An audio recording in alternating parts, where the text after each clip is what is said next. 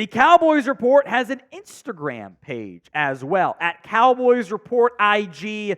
No more of people taking up our YouTube shorts and posting them on there. We're going to post them on Instagram first. So go follow us over there at Cowboys Report IG. A super thanks to begin today's show. What happened to Jerry being all in? It seems like, how can we do the bare minimum and still be a decent team?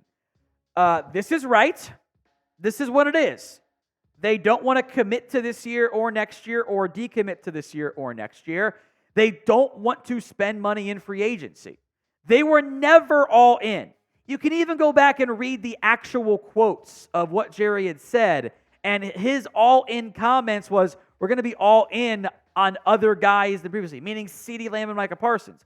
That's what they were all in on, as opposed to paying guys like Zeke, Amari Cooper, Tyron Smith, Zach Martin's off the book soon, Tank Lawrence on the book soon. They're going to pay those guys instead. And their all-in definition is not our all-in definition, because they are wrong. They are wrong, full stop. From Marcus Arnold, a $5 super thanks. At some point, give these backup linemen a chance to be starters. In theory, the backup becomes starter when the starter gets hurt. Why not when he retires or is released? I don't know who the backup left tackle is right now, but we should draft a new guy, let them battle it out, only to find the next Terrence Steele to give them a chance. I'm just saying. You're not wrong. The backups of note that are in that conversation. Asim Richards was a 5th-round pick last year out of North Carolina. Did not get on the field over Chuma Edoga. Maybe raises some red flags on that front. Matt Waletzko was a day 3 draft pick who has been unable to stay healthy. TJ Bass, I think they might have found him there as a UDFA. Brock Hoffman was a former signed player that came to the organization via waivers and preseason stuff as well. The team likes him.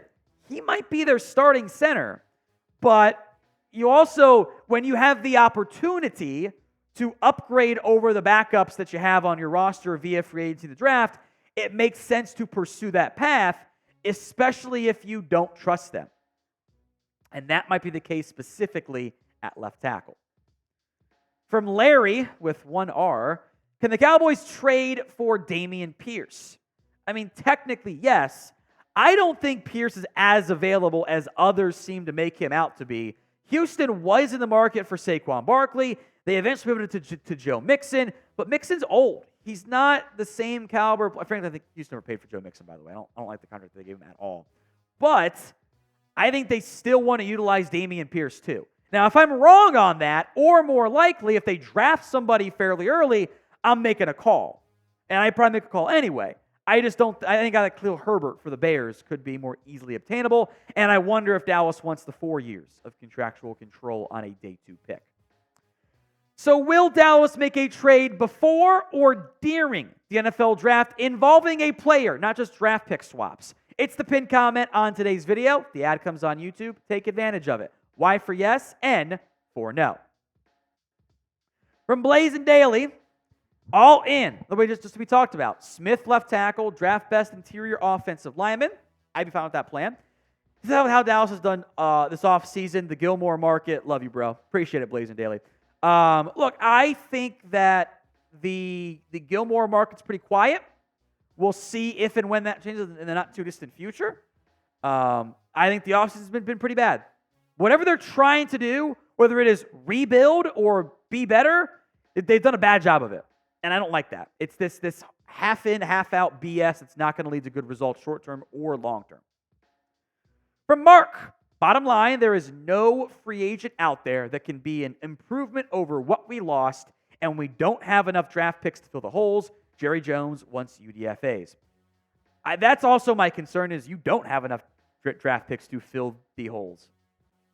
You got 3 top 150 picks, and I'm trying to find at least 1 offensive lineman, if not 2. I'd love to get a dynamic receiver on day 2, but I need a running back as well. I need probably multiple defensive tackles / defensive ends. I need at least 1 young linebacker. I wouldn't mind a corner. Those are too many needs. I can't fill them all. So I don't know what this team's plan is going to be, frankly. From Tony, does bringing back Randy Gregory make sense? Actually, kind of, yeah. I think that bridge might have been burnt finally. That negotiation between the agent and Stephen Jones was a real problem that did not end well, and I think the agent gets some blame there too, if we're being quite honest about it. But if he had a different agent, maybe. I don't know how that relationship is at this point. So name a free agent who you guys want to go out and sign. Drop that player name or player's name for me in the comments. From Mark, Jones gets an A+, doing great not re-signing players, doing great not getting free agents, doing great not tanking all the way, doing great in the 2023 NFL Draft. Spot the lie. I wish they'd go be aggressive, and they kind of missed the boat for that. And they missed the boat to rebuild properly. I don't know. Sucks. Daniel M. Sign Calais Campbell to defensive tackle. Re-sign Gilmore to cornerback. Sign Justin Simmons. Kind of plays more of a free role, but it's fine. It's potato to an extent there. That's an elite defense right there. I still want a pass rusher, by the way, but I feel better about that unit than I would have been beforehand, right? You feel great about your back end. Campbell helps you at the defensive tackle. You can still stop the run a little bit too. I would have no complaints if they went out and did that. Do I think they will? No. Gold Fox 17-7 or 177. They're not signing Micah Hyde like his spirit. So it's a good deep safety crop still. The safety market has not been very good.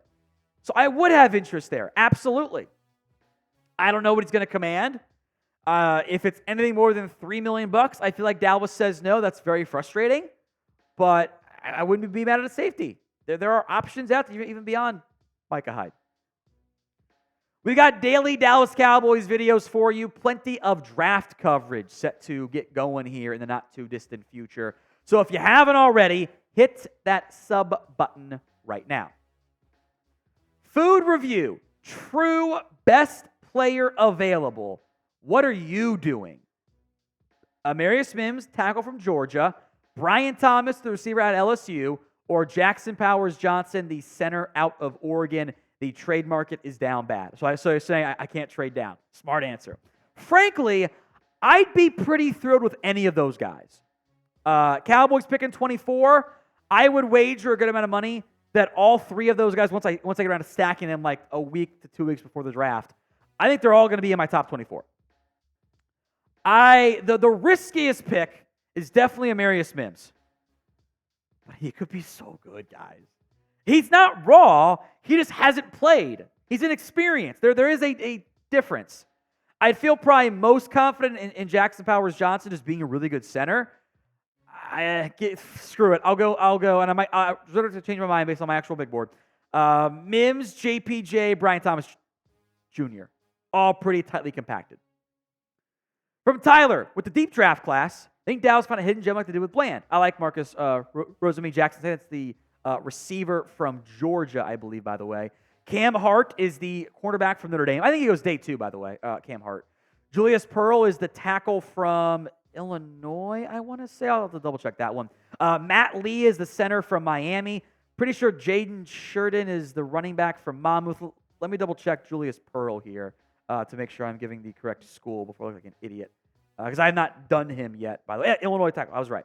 I don't love the depth, frankly. You know, once I get to the 7th round, I go, oh, I don't like these guys at all. This is not a good class. I think depth kind of dies out in around 5th round-ish.